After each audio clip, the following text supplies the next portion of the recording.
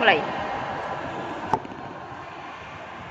Bismillahirrahmanirrahim. Assalamualaikum warahmatullahi wabarakatuh. Innal hamdalillah nahmaduhu wa nashkuruhu nusalli wa nusallim ala sayyidil umam sayyidil anbiya wal mursalin wa ala alihi wa sahbihi ajma'in, amma ba'du. Saya Naura Alifaiza dari MTS Modern Alifai ingin menjelaskan tentang hari kiamat atau hari akhir yang ada dalam kitab Aqidatul Awam karya Mentah Syekh Ahmad Marzuki yang berbunyi, Imanuna biyaumi akhir wajab wa kulli makana bihi minal ajab. Qala musannifu rahimakumullahu ta'ala wa nafa'ana bihi wa bi'ulumihi fid dharain amin. Bismillahirrahmanirrahim. Imanuna utawi iman kita biyaumi akhirin kelawan dina akhir iku wajib apa iman wa kulima lan saben-saben perkara kana kang ana bihi kelawan biyaumi akhirin bi inal ajabi nyatani saking perkara kang gawakake.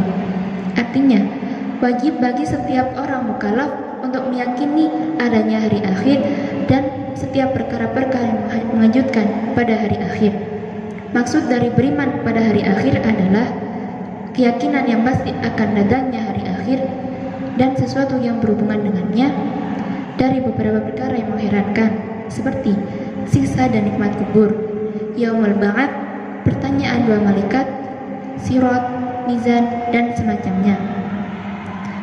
Saya akan sedikit menjelaskan tentang perkara-perkara yang mengherankan tersebut.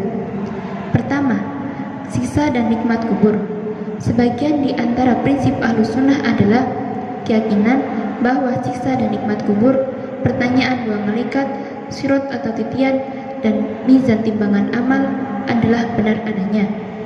Tentang siksa dan nikmat kubur, Rasulullah Shallallahu Alaihi Wasallam bersabda, "Adzabul qabri haqqun," yang artinya siksa kubur adalah hak benar adanya. Dan dalam surat Al-Ghafir ayat 46 yang berbunyi, A'udzu billahi minasy syaithanir rajim. Bismillahirrahmanirrahim. An-naru yu'raduna 'alaiha ghuduwan wa 'ashiyyan wa yawma taqumus sa'atu adkhilu ala fir'auna asyaddal 'adzab. Yang artinya kepada mereka dinampakkan neraka pada pagi dan petang, dan pada hari terjadinya kiamat dikatakan kepada malaikat, masuklah Fir'aun dan kaumnya ke dalam siksa yang sangat keras. Sisa kubur diperuntukkan bagi orang-orang kafir dan orang-orang fasik yang dikehendaki disiksa dengan cara roh dikembalikan kepada jasad atau sisa-sisa jasad. 2. Tentang pertanyaan dua malaikat, Ahlus Sunnah berkeyakinan bahwa setelah seseorang dikubur akan didatangi oleh dua malaikat, yaitu malaikat Munkar dan Nakir, yang akan menanyakan siapa Tuhannya, apa agamanya, dan siapa nabinya. Sebelumnya, ruh dikembalikan pada jasad sampai sekiranya ia dapat memahami pertanyaan. Lalu, ia akan menjawab pertanyaan tersebut dengan jawaban yang ia yakini saat ia masih hidup. 3. Kebangkitan dari kubur, yaumul ba'ats, dan dikumpulkannya di padang mahsyar. Allah berfirman dalam surah Mukmin ayat 15-16 yang berbunyi, Bismillahirrahmanirrahim. Summa innakum ba'da dzalika lamaytun. Summa innakum yaumal qiyamati tub'atsun. Yang artinya, kemudian sesudah itu sesungguhnya kamu akan dibangkitkan di hari kiamat dari kuburmu. Setelah dibangkitkan dari kubur, semua manusia dikumpulkan di satu tempat, yaitu padang mahsyar. Apa itu padang mahsyar? Padang mahsyar adalah suatu tempat dikumpulkannya manusia dari zaman Nabi Adam hingga zaman yang terakhir. Tentang keadaan manusia yang berada di padang mahsyar itu sudah dijelaskan. Dalam hadis Nabi dijelaskan bahwa mereka dalam keadaan telanjang, matahari satu jengkal di atas kepala, dan hanya perbuatan baik di dunialah yang dapat menolongnya dari tenggelam karena keringatnya sendiri. Dan semua orang yang ada di padang mahsyar itu dalam keadaan gelisah. Ia cepat-cepat menginginkan menerima hasil hisab, masuk surga atau masuk neraka. Pada waktu itu, manusia berusaha meminta syafaat kepada para nabi. Syafaat adalah meminta pertolongan kepada orang yang lebih tinggi derajatnya dan lebih dekat kepada Allah Subhanahu wa taala. Adapun orang-orang yang dapat memberikan syafaat pada hari akhir hanyalah para nabi, ulama dan syuhada.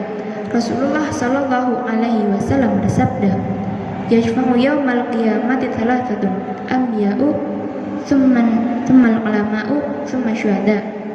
Yang artinya, pada hari kiamat nanti ada 3 golongan yang memberi syafaat, yaitu para nabi, ulama dan syuhada. 4. Hisab. Hisab yaitu perhitungan amal bagi seluruh manusia sesuai dengan catatan yang ada. Catatan amal baik dan buruk yang pernah mereka perbuat akan ditunjukkan semuanya. Dan pada waktu itu tidak akan ada yang bisa menjawab dengan berbohong, karena mulut mereka terkunci dan anggota tubuhlah yang menjawab semua pertanyaan dalam hisab. Hisab dilaksanakan langsung oleh Allah Subhanahu wa taala dan berlangsung selama setengah hari. Tetapi manusia merasakannya berbeda-beda. Ada yang setahun, seabad, dan ada juga yang merasakannya sekejap saja. Semua itu tergantung oleh amal perbuatannya saat ia masih di dunia. 5. Mizan. Mizan yaitu timbangan atau neraca amal. Tujuannya adalah agar nyata keadilan Allah dalam melaksanakan hisab. Segala perbuatan manusia selama hidupnya telah dicatat oleh 2 malaikat, yaitu malaikat Raqib yang mencatat amal baik dan malaikat Atid yang mencatat amal buruk.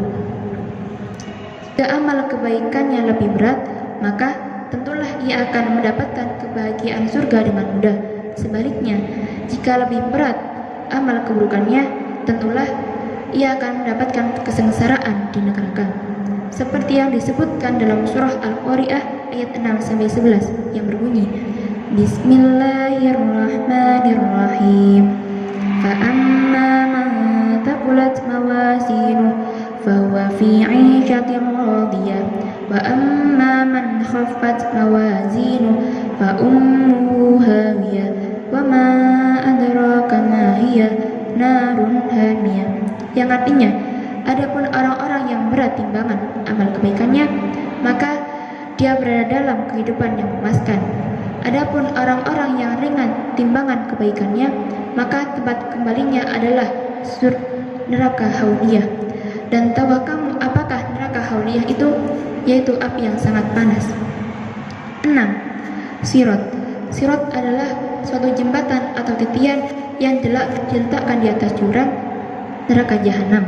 Diriwayatkan bahwa sirat itu lebih kecil daripada sehelai rambut dan lebih tajam daripada mata pedang.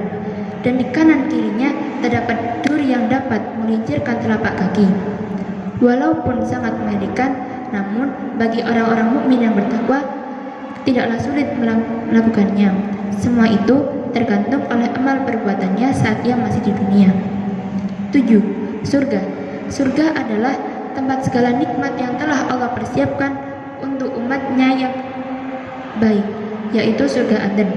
Di dalam surga itu mengalir sungai yang lebih putih daripada susu dan lebih manis daripada madu, yang telah dijanjikan oleh Allah Subhanahu wa taala kepada hamba-hambanya yang takut kepadanya serta berbuat baik kepada sesama manusia. 8. Neraka. Neraka adalah tempat yang telah dipersiapkan oleh Allah Subhanahu wa taala untuk menyiksa orang-orang yang durhaka kepadanya. Hanya ini yang dapat saya sampaikan.